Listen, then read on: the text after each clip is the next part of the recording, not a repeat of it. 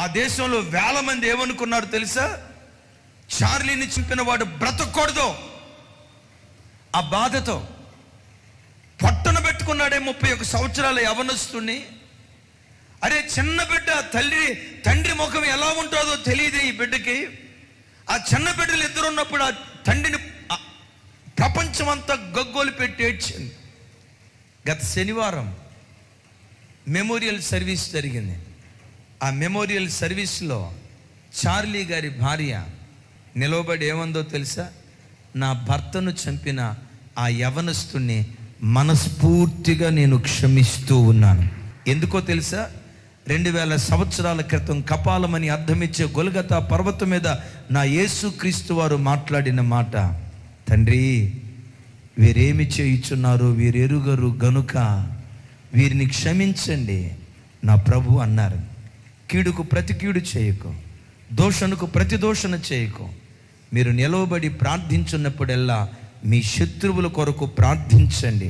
మా ప్రభు మాకు నేర్పిన దానిని బట్టి నా భర్తను చంపిన యవనస్తుని మనస్ఫూర్తిగా నేను క్షమిస్తూ ఉన్నాను.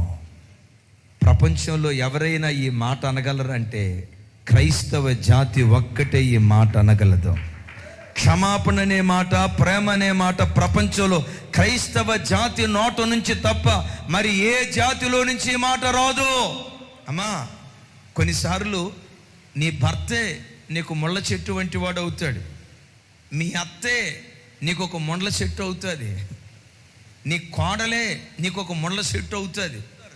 చివరికి నువ్వు వెళ్తున్న సంఘంలో కూడా కొంతమంది విశ్వాసులు నీకు ముళ్ళ చెట్ల లాంటి వ్యక్తులు ఉంటారు. కొంతమంది దైవ సేవకులే నీకు ముళ్ళ చెట్లు అవుతారు. నీవు అనుకుంటావు, దేవా నేను సంఘంలో ఇంత మంచిగా బ్రతికితే ఏంటయ్యా ఈ ప్రజలు ముళ్ళులాగా పొడుచుకు తింటున్నారు. నీకు తెలుసా?